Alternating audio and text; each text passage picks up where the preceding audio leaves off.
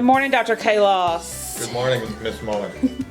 We're going to talk today about what parents can expect when kiddos come back face-to-face or if they choose to continue remote learning next week. Students will come back on September 8th if they choose to do so. So we wanted to ask a few questions that we've gotten from parents in the community. What were the results of the family choice survey the district sent out? So we have right under 2,500 students in the school district, and of those 2,500 students, we had about 80% of our students that are saying they want to come back on campus to get their education in person. So we are really excited about getting our kids back. I know our teachers, all of our staff are really wanting to see the kids in person, so we're excited that we have that number coming back. Thank you. Dr. McMath, can you explain what remote learning will look like beginning September 8th? And will it be the same as what we have been doing the past 3 weeks? Absolutely. So remote learning will not look like it's looked in our first 3 weeks of school for a significant number of reasons. First and foremost, it's very important that our kids, whether they're remote or face-to-face, are receiving the same kind and the same amount of instruction. So parents should fully anticipate approximately 7 hours of instruction daily, no matter what grade level those kiddos are in. It'll look a little bit different based on the grade level, so they should anticipate that their live instruction will increase. So if you're in a secondary school, it will be anticipated that those kids will log in to every single class period. We will no longer be on a block schedule, and every single day those kids will need to log in so that they can get instruction from their teacher. At our pre-K through 4th grade, they should anticipate multiple times throughout the day where they have to log on in order to receive live instruction in math, reading, and social studies, and science. And so those times will increase dramatically in addition to what they'll be asked to do when they're not online. So again, around 7 hours of instruction, whether that be live or work that they have to do independently, is what parents should anticipate if they're choosing to have their child remain remote. Mr. Russell, my children ride the bus. How many students are expected to be on each bus route, and do they have to wear a mask on the bus? It's going to be, it will kind of differ depending on the route, of course, and also will determine whether, how many parents decide to bring their children to school versus riding the bus like they may have done in the past. What we have said is that, we're going to run our bus routes as we've run them in the past. And yes, students will be required to wear a face covering. It doesn't have to be a mask, it can be a face shield, but it has to be a face covering. So that will be one of those requirements. Thank you. One other thing on transportation with our buses, we are taking it very seriously as far as our disinfecting goes. So every day, so daily, we will be disinfecting buses. We have some hydrostatic sprayers literally that will go through, that will spray down the buses and disinfect those buses on a daily basis. All right, Dr. Kalos, this question is for you. Have we had any positive COVID-19 cases in the district since staff and students have returned? As of today, we have not had any positive cases. What can you contribute that to? Well, I really think that our campuses and our departments are doing a good job of following the guidelines of social distancing and wearing their masks. I think our extracurricular teams are doing an outstanding job of that as well, and because we're following those guidelines and we're keeping kids distance as much as possible, keeping our staff distance as much as possible, we have not yet had any cases. Dr. McMath, how will teachers work with remote students? Well, we've had kind of a 3-week trial for this, and so we've continued to hone our skills in that area, and I feel certain that over the next several weeks we'll continue to get better at instructing students remotely. Those students will have live instruction on a daily basis, so they'll have live interaction with that teacher. In addition, at our lower grade levels, there'll be some small group instruction time for those kids that are remote, where they'll be able to work independently with that teacher in some small group instruction. So I think we should anticipate that the teachers will work with kids very similar to how they would work with kids if they were face-to-face. Kids should be able to ask teachers questions during those live sessions, as well as if they get stuck, being able to send an email or a response in Google Classroom or even through Seesaw for our younger students. So at our younger campuses, both primary and Woods Intermediate, there are specific teachers that will be designated to do remote instruction.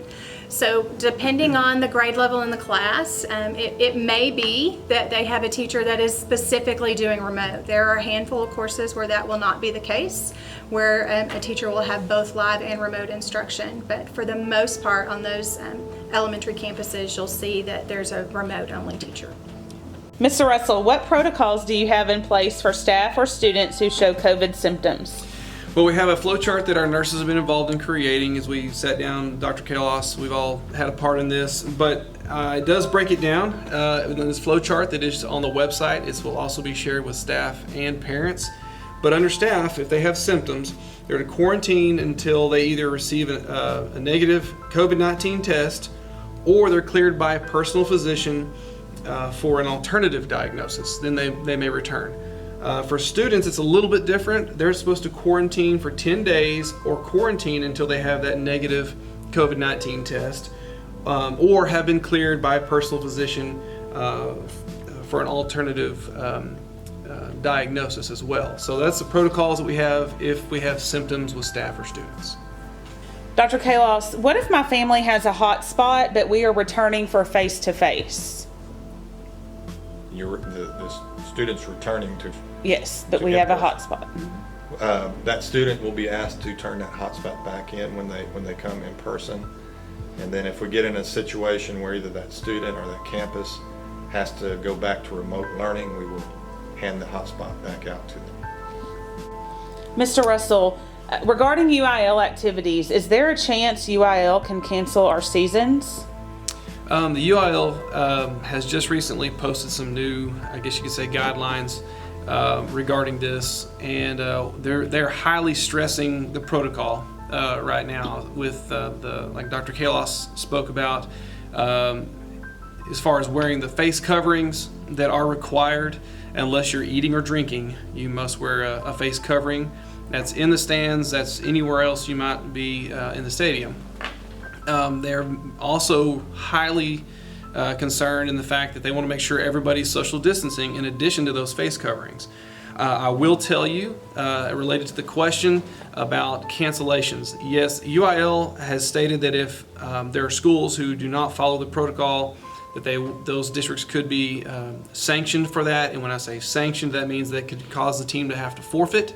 It could also lead eventually, if it's I guess severe enough, they did say that they could technically come in and cancel the season. So to answer your question, yes. So it's highly important that everybody that is at the games, whether that's volleyball, football, whatever it may be, are wearing face coverings and social distancing on a regular basis.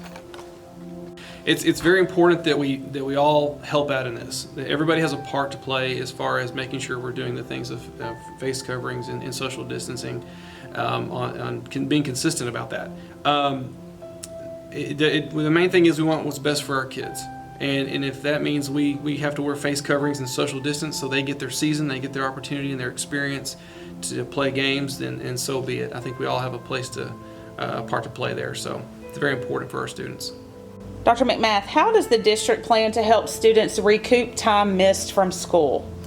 Well, quite frankly, this won't look a whole lot different than it does any other year. We are constantly assessing kids, not necessarily formally, but let's just figure out where they are, what skills do they remember, what skills have they retained. The difference will be this time we know that there are going to be skills that either kids did not have the time to master or they were never introduced in the manner that was best for kids to learn based on the fact that we've been out of school almost 6 months. So we know that's going to be an issue. So teachers are going to be monitoring and adjusting based on where kids are to help meet those kids' needs and fill in those gaps. Thank you. Dr. Kalos, when and where specifically will students and staff be required to wear masks or face coverings? They will be required to wear the mask or face covering basically anytime they're in the building. The only time for a student that they would not be required to do that is if they're eating lunch. One thing that has changed for our extracurricular events, our UIL events, the UIL is saying that we need to make sure that all participants are wearing a face mask at all times while they're at a school event, at our games. Even if they're sitting in the stands and they're social distance, they still need to have a face mask on. So we're going to have to start enforcing that at all of our games. Dr. McMath, how many students participated in remote learning these first 3 weeks? So we've had a great turnout when we look at what remote learning to look like and the number of students that participated in remote learning during these 3 weeks. We had almost 2,500 students that were able to log in and participate in remote instruction. So during that remote instruction, we knew there were going to be issues.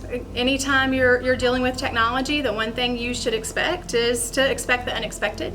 And so we've been really flexible with families and issues with logging in or issues with hotspots, issues with being dropped from classrooms, those kinds of things. And so we worked really hard to try to meet all of our students, teachers, and families' needs during this time. Hopefully we've got most of those things worked out, and so as those students who choose to stay remote will be set up to be successful in that environment. Mr. Russell, what discipline procedures are in place for students who fail to comply with face coverings? Well, I've had this question come up before, and the concern was the face mask. If the student doesn't want to wear the face mask, then we would offer them the face shield. If the student then refuses to comply and wear either one and just says, I'm not wearing that, then we would isolate that student and contact the parent and get the parents involved. And then if it came down to it, the child still would not comply, then we would send that child home with the parent. Dr. Kalos, what is our plan if we have an outbreak in district or on a specific campus? Yeah, so I think first of all you need to define outbreak. What does that mean? Here's our thought on this whole situation that we're in. If we have a couple of students, 1 or 2 students on a campus that gets this virus, we're not going to shut down the campus or the district just because we have 1 or 2. I think what we'll have to monitor very closely is if we get several students that contract this virus within a short period of time, then we're going to have to make some decisions on whether or not we shut down the whole campus or the district. My bigger concern is not necessarily the students. I mean, their concern as well, but my bigger concern is our staff. What do we do if we have several staff members on a campus that get the virus? If we get in that situation, we might have to shut down and go remote for that campus because we just don't have enough teachers in those classrooms to be able to to educate our kids in person. So that is my bigger concern, and that is why it's important that everybody follow the health guidelines that we put in place so that we can keep not only our students but our staff from getting the virus. I want to close this by saying I really want to thank our parents and our guardians, our families, and the community with your patience and understanding over these last 3 weeks. I know, we keep talking about how much added duties, responsibilities this has put on our employees in the school district, but it has also put on additional duties and responsibilities for parents and guardians at home. So I appreciate all that y'all have done over these last few weeks. I say that as we go into next week and we start our in-person education for our students, there's going to be additional challenges with that. So I ask that you please continue to be patient and understanding with us and work with us. We want to work with you as we go through these uncharted waters. This is all new to all of us. So thank you, parents and guardians, for all that you've done up to this point. I also want to thank our teachers and our staff, all of our paraprofessionals, all of our administrators, our directors, our transportation department, our food service, our special ed department, and in particular our custodians, but particularly our technology department. The challenges that they faced over these past 3 weeks have been tremendous, and they've done an outstanding job of keeping everyone going through this remote learning process that we've gone through. So thank you to all of our staff, our teachers. All I can say is wow. Some of the lessons that we've seen over these past 3 weeks remotely have been outstanding. I know that has taken a lot of additional time for you to do, and so we appreciate all that you've done with that. And again, I ask our staff as we go into next week and we start our in-person learning, there's going to be new challenges for us. There's going to be more put on our plates, all of us. And so I just ask that you continue to work hard and do everything that you're doing for the students in the school district. So in closing, thank you. We appreciate everything from everybody, and continue to communicate with us and let us know what we can do to help out.